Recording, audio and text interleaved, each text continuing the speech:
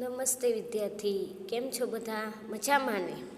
ચાલો આપણે સ્વાની અંદર પાઠ 3 સચ્ચા હીરા પૂરતા હતા એની અંદર આપણે ભાગ 1 અને 2 પૂર્યો હતો, એટલે કે સ્વાનો પ્રશ્ન નંબર 6ના 1થી આપણે 5 પ્રશ્ન પૂરાઈ ગયા હતા.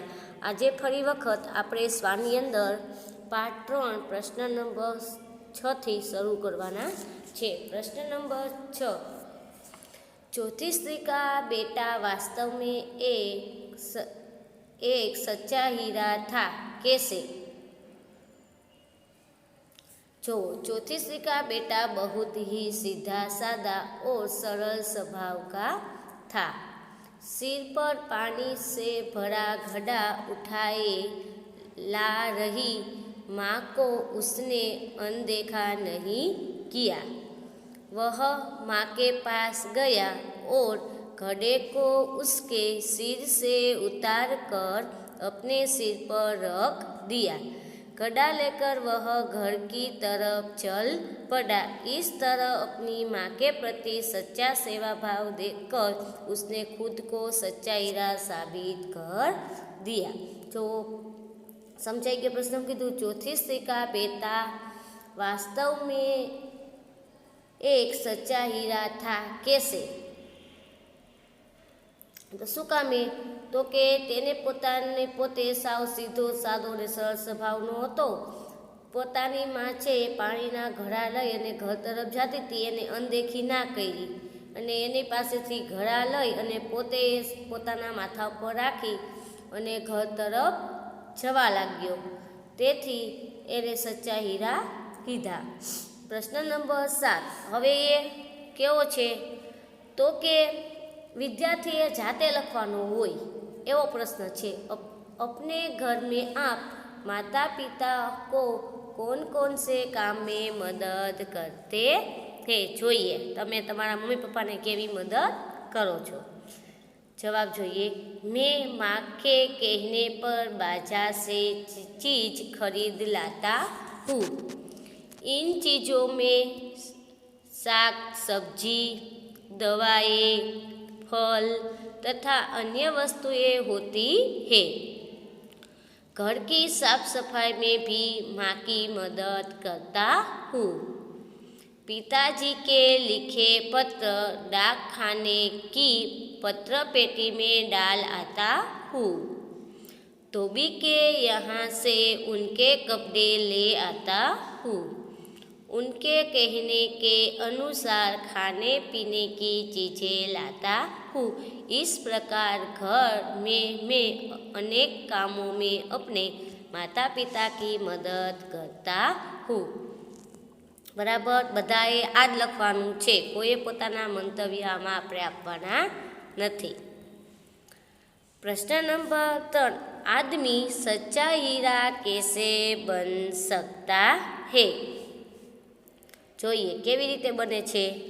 आदमी में ज्ञान गुण होना अच्छी बात है. जो पहलू मुख्य कारण શું છે આપણે સારી વ્યક્તિ બનવું હોય? તો કે પહેલાં તો કે માણસની અંદર જ્ઞાનનો ગુણ સારો હોવો જોઈએ. उसका वीर होना भी प्रशंसनीय है.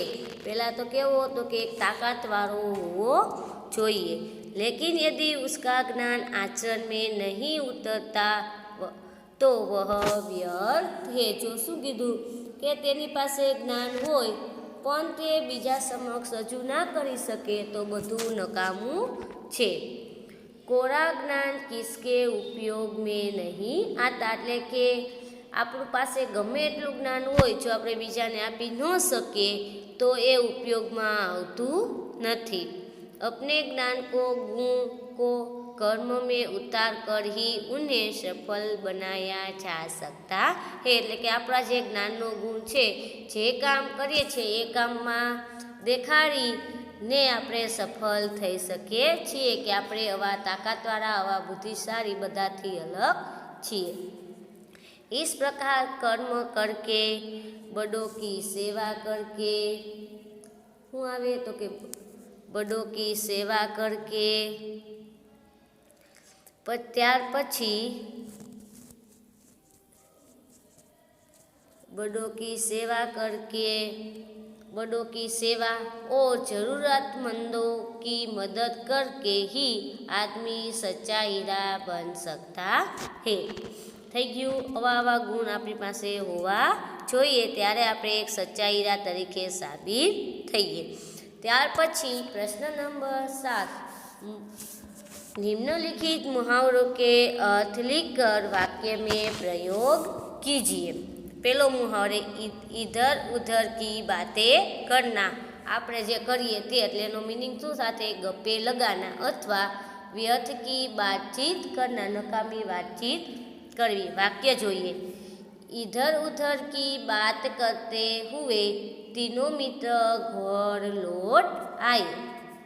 2, लाखों में एक होना, विशिष्ट होना, गांधी जी जैसा नेता लाखों में एक होता है। मन होना, इच्छा होना, दादा दीदी दादी जी का मन रसगुल्ले खाने का हो ગયા। એની જગ્યાએ તમને તમારી ભાવતી મીઠાઈનું વાક્ય બનાવી શકશો। બરાબરી કરના એટલે કે મુકાબલા કરના, हमारे गांव के पहलवान की बराबरी कोई नहीं कर सकता। नेक्स्ट જોઈએ 5મું, पछाड़ देना, हरा देना अथवा गिरा देना। वाक्य જોઈએ, दुबले पतले युवक ने कुश्ती में पहलवान को पछाड़ दिया। दुबले पतले એટલે કે એક શરીરમાં નબળી એવી વ્યક્તિએ કુસ્તી એટલે શું થશે બધાને ખબર જ છે, માં પહેલવાન એટલે કે તાકાતવાળા માણસને હરાવી દીધો।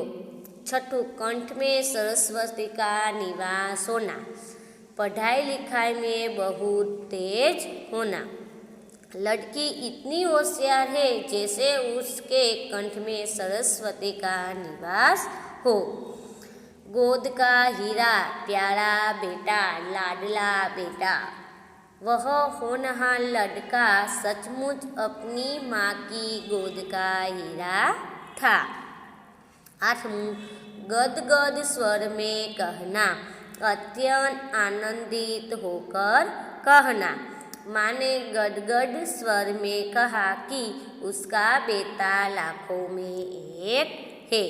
सच्चा हीरा होना, 9मुं से सच्चा हीरा होना एनो मीनिंग था से अच्छा आदमी होना, प्रशंसा करने लायक व्यक्ति होना।